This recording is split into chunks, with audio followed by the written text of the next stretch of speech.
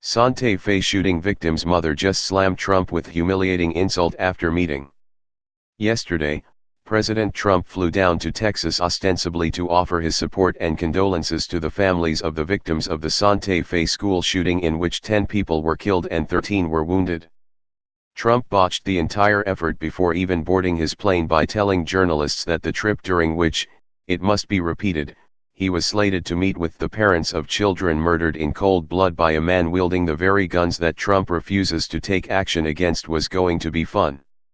The incredibly callous remark was another stark reminder that our president is completely incapable of empathy. Perhaps not surprisingly but no less unfortunately, the trip went as poorly as expected. The Associated Press reports that Rhonda Hart, who lost her 14-year-old daughter Kimberly Vaughan in the shooting, was disturbed by the president's visit. She says he kept referring to the mass murderer as wacky, a stunningly dismissive, almost comical description of the evil perpetrator. He also kept bringing up the shooter's trench coat for some reason. Hart, who is a veteran of the Army, told Trump it might be a good idea to station veterans at schools as a protective measure. And arm them? Trump asked, to which Hart replied in the negative.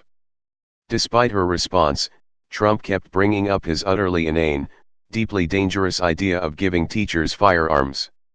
It's a favorite talking point of his because it allows him to shift the conversation away from gun reform legislation and keeps his NRA donors happy. It was like talking to a toddler, Hart said.